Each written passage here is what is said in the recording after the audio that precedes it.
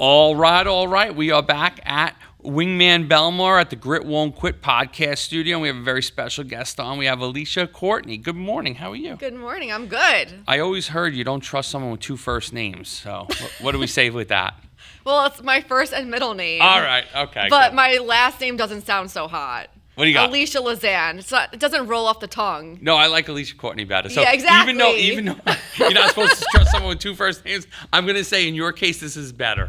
So let's go with it. Let's go with it. We have a Monmouth County businesswoman here today with us, which is great. I love to promote within our own community. So you have a little bit of a story. You've been doing this, since before COVID.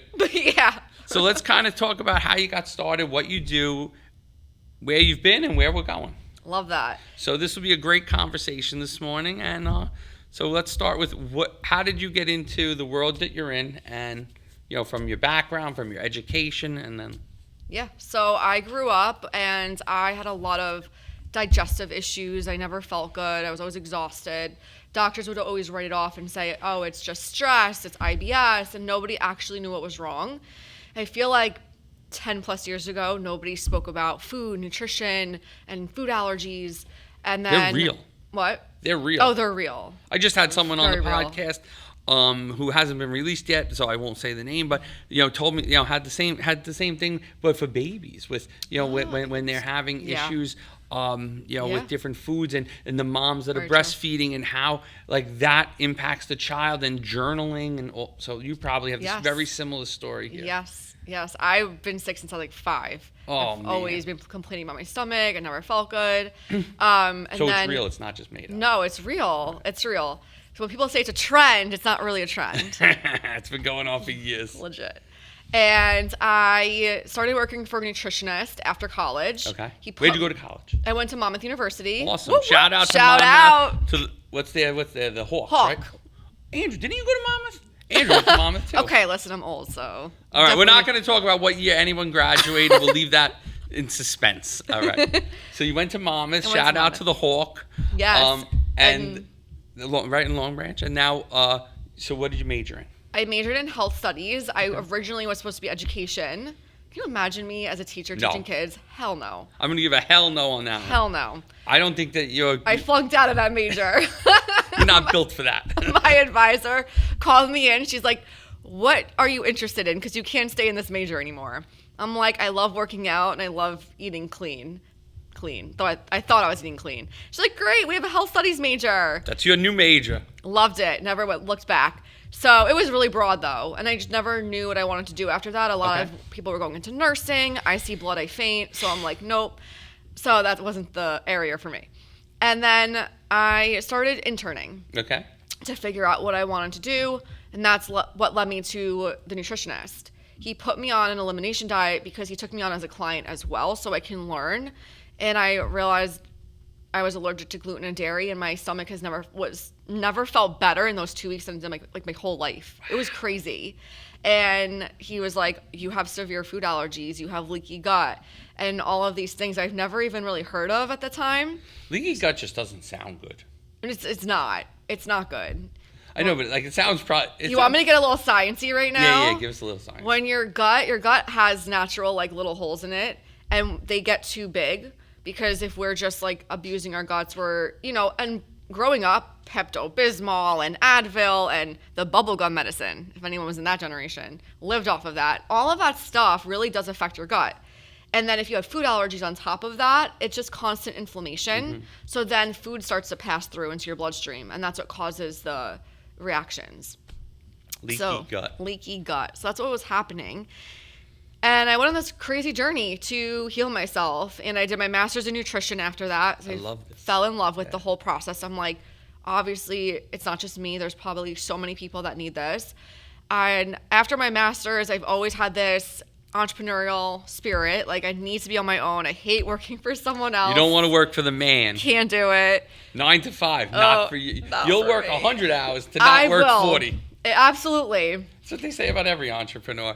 I'll work all day, every day for myself, but I can't work a 40-hour week. I get it. I've been doing this 17 years. I understand. Exactly. That's awesome. That's funny. So now you have a master's degree. You're an entrepreneur by heart, by trade. So then what do you do? I opened up a nutrition practice and I started doing that. And then people were asking me about workouts. And I was an athlete growing up. I loved the gym. And I was like, oh, like I should get my personal training certification. So I ended up doing that and put it both together, opened a fitness studio, and had that for about 6-7 years. And it was an all-women fitness studio. We taught classes, personal training, I did nutrition. I started doing seminars all over and talks. And then COVID happened. Yep. COVID happened. And of course, I will say the fitness industry got probably affected the most. Oh, yeah. The most. And dry cleaners didn't really do well either because no one's wearing dress shirts to get pressed anymore. But I'm with you that the fitness industry took a beat on that one. Took a hit, and I closed it. And I moved and tried to figure out my life after that. And I went through a lot of personal things. My dad passed away. COVID happened. I just went through it. I got a job. I got the 9-to-5. Which we know she doesn't like. I hated it. And it didn't last. And then I moved to another 9-to-5. I was a fitness manager at 2 different gyms. Very toxic industry, by the way. Toxic masculinity in the fitness industry. Really bad. Yeah. So I did that. And then... And you didn't love it. I hated it. And I also have 2 dogs. Shout out to all the dog moms. I am in my dog mom era, so I say. I couldn't stand being away from my puppies. I am obsessed with them. So I love that you said the dog mom era. I am. I decided to start a dog walking business, and that took off and it became full-time. I left my 9-to-5. Took my boys everywhere with me. It was great. So you were walking dogs for strangers. I was walking dogs all day. For the parents that go to work in an office, you went to their house. Yep. Dog sat, had like 3 dogs at once in my apartment. It was crazy. And I did it for a while. I was personal training, teaching classes also. And I was, Any dog training? No, I don't. I can barely train my own dogs. And then, I did that for a while and realized, everything was just paying the bills and I wasn't building an actual career. And I woke up one day and looked at my age and I'm like, I don't know, what am I doing? I'm not happy. And my boyfriend and I ended up breaking up. And if anyone knows Jersey's very expensive with the rent. And I was paying almost $3,000. I could walk to the beach. I mean, listen, that was amazing. Yeah. Every day I walked to the beach with my dogs. We played on the beach, watched the sunrise. It was amazing. But almost $3,000 later, every single month, I'm like, I just can't keep doing this. So I ended up moving home to my mom's so I can now build an online fitness business. Wow, so that's what we're up to. So online fitness business, what are we going to do? I help women, mostly in their 30s and 40s, who deal with bloating, fatigue, brain fog, who can't lose weight, who have tried all of the diets, the calorie counting, the macro counting, and they just don't know what to do. But now in the world that we live in, of like this GLP-1. And I see the commercials every night on the TV for like all these different providers. Yes. So how does that play into what you're going to be doing? Well, the thing is, even if you are on a GLP-1, you should be changing your lifestyle. It doesn't matter because the rebound rate when you get off a GLP-1 is intense. Okay. And so even if you are on one, you should learn how to eat and work out because it'll only help your results while you're on it, but also help the rebound as well. Perfect. So let's explain that. I think, and again, I have struggled with weight my whole life. I try to make the good choices, and sometimes I do, and sometimes I don't. And there's sometimes people come in and say, "Hey, you look great," and then there's other times where they don't say that. So I know that but again, I've fought this I'm 48 years old. I fought it for 43 years. So I know that it has to come up here. Yeah. It's a mental change, just like, again, work. If you're going to change your work habits, if you're going to change how you do something, you have to do it. So how do you advise these, these women clients of yours that it has to happen up here? It's not really in in the food. It's really in the mindset of, because again, that's going to make the good decisions to make this change. Well, I like that you said that and asked me this question because I'm really big on habits. We didn't even prep that question. That just came out naturally. All right, but all right. So habits. Habits. I think that most programs fail to teach people habits, and that's where people fail because motivation is fleeting. Nobody is waking up motivated 365 days a year. That does not happen. It has to be instilled in you. It has to be a habit, like brushing your teeth. Mm-hmm. So when someone comes to me and they're like, I just signed a client recently. She, after her kids, she's just taking care of herself now. She's like, I'm ready, but I don't work out. I find it very hard to like get back into a routine. I feel unmotivated and I don't know what to do and all the things. I'm like, cool. We're going to start with 2 10-minute home workouts. Do you think that's doable for you? She's like, oh yeah, I could do that. Small wins give you that quick dopamine and then you want more.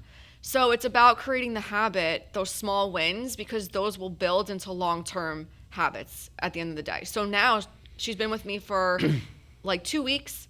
She's consistent with her 2 days a week, which is good for her. So she's done 4 workouts for 10 minutes. Right, but that's great because she did nothing before. Totally. So she's won. She won. She's already winning. She feels good. She's like excited. And now we're in another like week or so, we're going to up it, to 20 minutes. And 20 minutes she's 2 times. 2 times a week. And then we'll up it to 3 times. Like it takes time. People want that. I want it overnight. Yeah. Doesn't happen overnight. I don't do the whole lose 20 pounds in 6 weeks. That's just not the coach I am. But what I will help you with is actually build a sustainable, realistic lifestyle that works for you, that fits your life in the phase that you're at. We think that we can do the same shit that we did in our 20s, that now we're in our 30s and 40s. Maybe some people have kids and more responsibilities. I know in my 20s, I was spending 2 hours a day at the gym. Do I have time for that anymore? No. I have shit to do. I have responsibilities. I have a business. Like, phases of life change. Dog mom, 2 dogs. Dog mom. We don't have a lot of work. I don't have time. Although you probably do more walks. I walk a lot with them. They go on hikes and they have the best life. The best. My step count is like wild. Wild.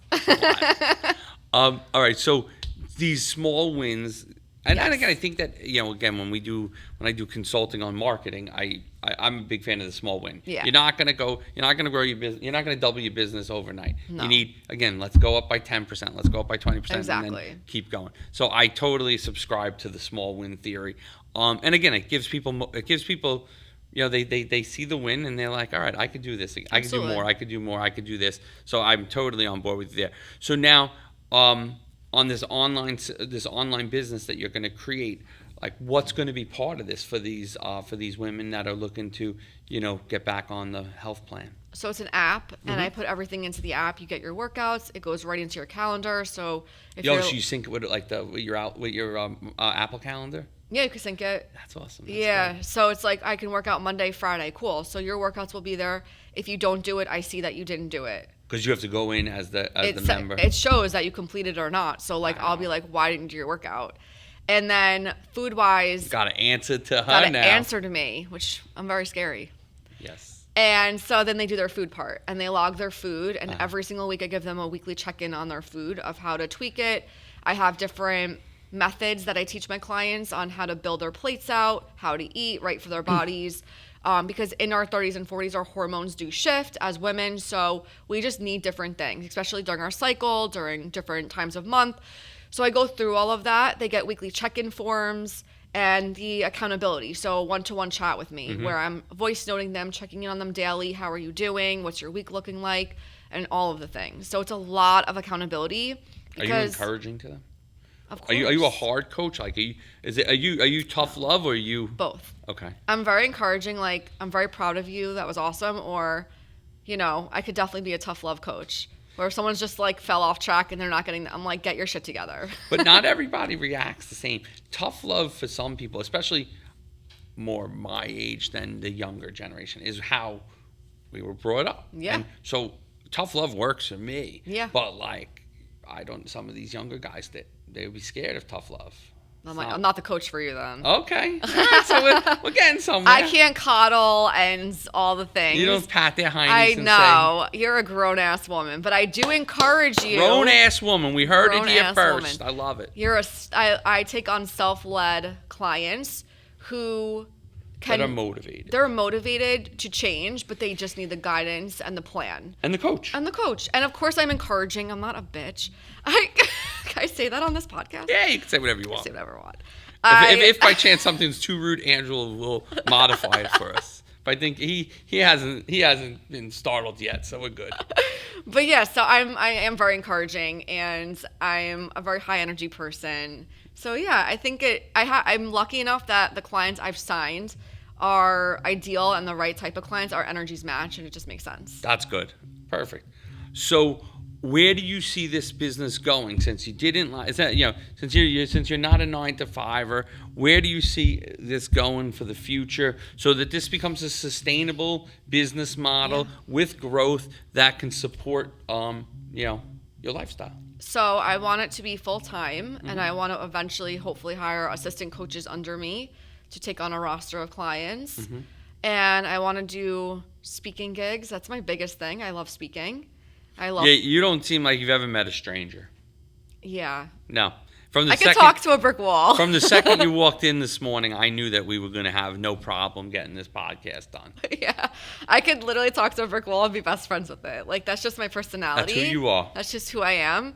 So I feel like I just want to grow this, but I also really do want to be on stages speaking eventually. And talking about podcasting, all of it, yeah. So now, can I ask a question to relate back to where you were and where you are? Yeah. When you did that nutrition intern, that 2 weeks where you were working for that, and they changed your diet, so today, are you still gluten-free? I've been gluten and dairy-free 100% for about 10 years. Wow. Someone was in my office that needs some web work done yesterday, and he was telling me that he went gluten-free about 3 or 4 months ago and now is dairy-free too. And he said he feels great. Can I go into a little quick science? Gluten update. Gluten update. So I always tell people that our bodies are not we aren't meant to handle all these man-made things. Okay. So gluten and dairy have become so insidious and inflammatory because they're not made the way that they're supposed to be made. They're genetically modified. They have hormones, right? The cows are fed hormones and all of the pesticides, all these things, even organic allows a certain amount.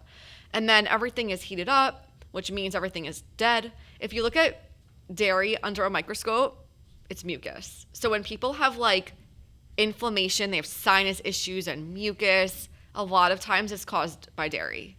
And acne and stuff like that. And same thing with gluten, a lot of inflammation, gut inflammation, autoimmune disease, everything, because our bodies just don't know what to do with it because it's not in its real form. If you look on the back of wheat bread, it's maybe wheat is the last ingredient. It's high fructose corn syrup, wheat, and wheat's genetically modified. So it's not even its real form. It's not like you're going in your backyard, picking up some wheat, milling it, and eating it. That's a different conversation, right? Or you have a cow in your backyard and you're just drinking milk. Different conversation. The way that everything's processed now, that's what's causing the inflammation in this country. Wow. Boom, done. Drop the mic. All right, well, that was interesting, and it makes me kind of just have to think about that for a while. I love the idea of getting off these things. It's just hard. It's not hard. You need a coach like yourself that you can make those meals and assign those meals so that you don't make bad choices. Well, I will say, 10 years ago when I went gluten-free and dairy-free, it was awful. There was a section this big. Whole Foods actually gave a tour of their gluten-free section. It was this big. And everything tasted like cardboard. But now it's so different. Yeah. Every restaurant now caters to it. Every place. You go into ShopRite even. I'm not really into ShopRite. I don't shop there a lot. But the times I go, huge. 3 aisles of gluten-free shit. I'm like, this is amazing. So it's so different so in now. 10 years, what a difference it's made. It's so different now, yeah. I love this. This is great. Well, you are a wealth of information today. Thank you. Is there anything else before we wrap up? Because I feel like you might have 1 or 2 more things that you want to throw out there before we wrap this conversation up. But I want to also I want to throw out something to the listeners. She tried a few things. She didn't find the right mix, but she knew that there was this entrepreneurial part of her that wanted to continue and find the right mix. Sometimes as an entrepreneur, you don't find it on the first thing that you do, and it takes a couple tries to figure out. But again, never quit attitude, it looks like here. So, she's definitely continuing to refine and find that right formula. Yeah. And help with the idea of helping someone. Yeah. Helping people. That is my main goal. Obviously, everyone wants to make money and make a living. But in doing so, I want to make a difference in the world. I want to make an impact. I want to help people because I feel there is so much misinformation. People don't have lack of information. There's too much information. But I think that the quality of information out there is really poor. Mm-hmm. So my job is to get onto my socials and educate people on the common sense of like nutrition and bring it back to basics. You don't need a vibrational plate. You ever hear of this? Is that a thing? It's a fucking thing. Vibrational plate. You don't need a vibrational plate. That later. You don't need a gym membership. 85% of my clients work out from home with dumbbells and a booty band. You can go so big. I don't even use air fryers or microwaves. Never, ever. Like, I am the most basic human you've ever met. So. All right. Well, I think that everybody should follow. Why don't you tell your socials as we wrap up? Why don't you tell some of your socials and your website if you'd like, so the people that are interested in learning more about how they can do better, how they could follow your journey. Yeah. My Instagram is really where I hang out, _Alesha Courtney. If you don't know how to spell my name, it's Alesha, very different, Courtney. And then again, 2 first names. And then my website's AleshaCourtney.com. AleshaCourtney.com. Well, Alesha, it was great having you on today. Thank you. This was a great conversation. I hope that people can learn from this and, makes me think about what's going on in there. Yeah, right? It made you think a little bit. You did. It was a pleasure. Thank you again for coming on today. Thank you so much for having me. Yep.